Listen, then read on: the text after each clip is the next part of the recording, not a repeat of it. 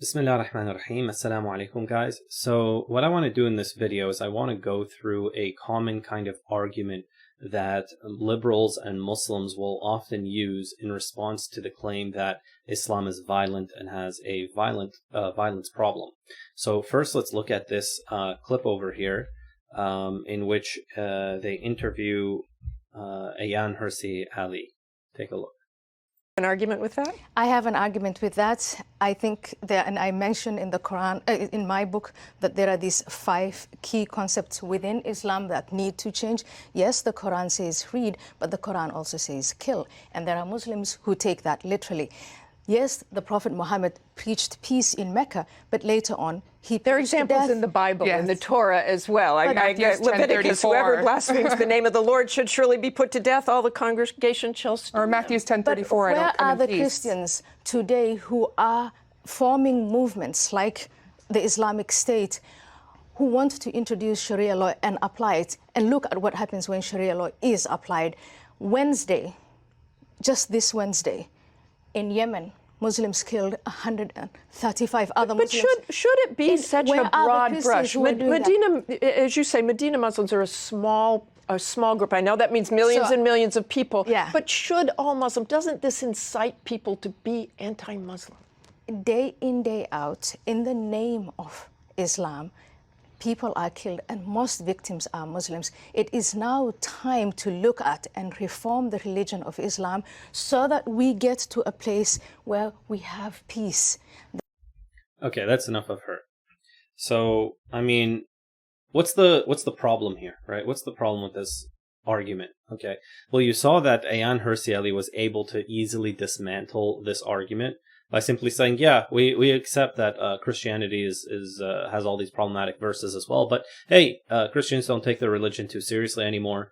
These groups don't exist, so the problem is now Islam. Okay, so I wrote an article about this recently. Why Christians were violent too is a bad argument, and I kind of want to go over the points that I was making in this article. So there's 2 basic problems with the argument. First of all, okay, what you're doing when you when you use this argument, right? Someone's accusing you, a Muslim, of being violent, so you want to defend yourself. You're like, okay, let me just bring this verse of the Bible and be like, well, Christians do it too, so if you're okay with Christians, you have to be okay with me. Is that you're accepting the atheistic premise that religion is the source of violence in the world, right? It's like that John Lennon song, Imagine, right? Imagine there's no religion. The idea being, and this is an old idea now, or at least, not a new idea, that religion is what is causing the problem in the world. Okay. Now, do we accept this premise? No. Okay. From our point of view, religion is the solution to the problem. What is the problem? The problem is the nafs. Human beings have a nafs. They have egos. They have tribalism. They have desires that never end. And this pushes them to commit all sorts of crimes, and to which really there's no bottom. Okay, so at the root cause of war, of the majority of crimes, what you find is that there's an inability to control this nafs, this self that's wanting and desiring and hating and etc. Religion at least has a potential solution to this problem in that it offers a spiritual path towards control of the self and union with God and inner peace, etc., etc. Right? That's the basic purpose of the majority of the major world religions. Okay, so we don't want to subliminally grant the premise to the atheist that religion is the problem, because you know what that's going to do is, so many times when you look at these kinds of arguments being made, what you end up having is the atheist being like, see, I knew it. All religions are bad. They're all rotten. And it reinforces their own worldview, and they heard it from the horse's mouth themselves. Okay? So that's the first problem with this, right?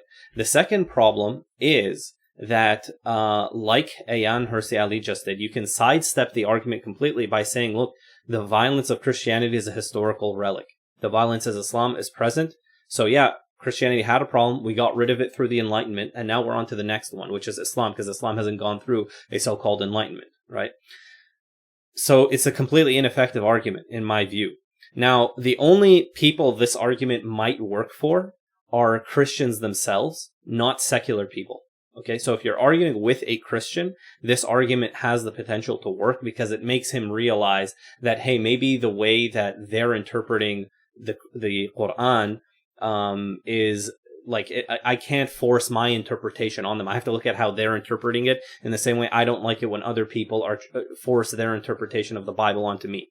You get what I'm trying to say? Because secularists, atheists, liberals, they'll make this argument towards Christians. Christians have encountered this. So if you're talking to a Christian, you can show him that, look, this is not the mainstream interpretation. How would you feel if someone made this argument against Christianity? And they'll understand. This is a practicing Christian, not like a liberal Christian who goes to church like once a year, doesn't know anything about his religion, etc. No, I'm talking like a proper evangelical. You can make this argument with him. Aside from that, if you're talking to an atheist, generally if you're talking in the media, this is not a good argument to use, at least alone, right? You need to use it in tandem with one of the other solutions, which I'm going to provide here and which you can look at in more depth in the article that I gave, right? The solution is twofold. First of all, you have to point out that the utility of the true cause of war and violence is the human soul, is ego and is desire that is unbridled and uncontrolled. Okay, that's what eventually leads to these wars, right? You have somebody at the end who's looking at who's in control, who has the power to implement his vision of the world onto the world, and he's filled with this ego. And we've seen this in history. Like, you look at how egotistical the so-called greats were. Alexander the Great, Julius Caesar, Genghis Khan. They were extremely egotistical, right? When you look at their personal lives, Napoleon, right? So it's no different when it comes to other world leaders. So that's the first important point. The second point is this, that what we need to do is to point out that if you notice the way that Ayaan Hirsi Ali was phrasing that, she's like, look, there was a Meccan period and a Medina period, and the Medinan period, this was a violent period. No, we challenge that, right? We challenge that. We say your understanding of Islamic history and of the Quran is incorrect. What is your evidence that Islam promotes this kind of, unfettered violence? Right, this kind of, what ISIS does, going and beheading and massacring and indiscriminately killing masses of people in the manner that we see ISIS and the Taliban doing. What's the evidence for that? So they may come and bring a verse like this, right, where, وَقَاتِلُوا فِي سَبِيلِ اللَّهِ الَّذِينَ يُقَاتِلُونَ, or sorry, what they'll do is they'll cut right into this and say, وَاقْتُلُوهُمْ حَيْثُ ثَقِفْتُمُوهُمْ, right? And kill them wherever they find them. That's the and slay them wheresoever you come upon them, right? This is the famous verse that's always cut and pasted, right? So what we have to do is be like, okay, what's your evidence for this? Because we challenge your understanding. And when they quote something like this, what you do is you bring the full context of the verse. Okay? You bring the full context of the verse. Right, so you see right here in the very first verse, it says, وَقَاتِلُوا فِي سَبِيلِ اللَّهِ الَّذِينَ يُقَاتِلُونَكُمْ وَلَا تَعْتَدُوا. Right, إِنَّ اللَّهَ لَا يُحِبُّ الْمُعْتَدِينَ. And fight in the way of God those who fight you, but do not transgress. Truly Allah loves not the transgressors. Right, and again, there's a qualification: expel them whence they expelled you. Right, but do not fight them near the sacred. This is all. But if they fight you, then slay them. Such is the consequence of the disbelievers. But if they desist, right, then truly God is forgiving, merciful. Right.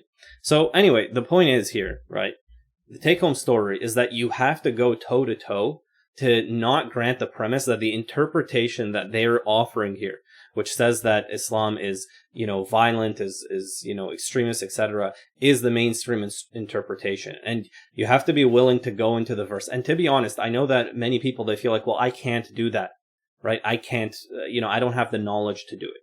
Usually, okay, what will work is to simply ask them what verse of the Quran they're referring to when they say that the kind of behavior that ISIS exudes is supported by the scripture.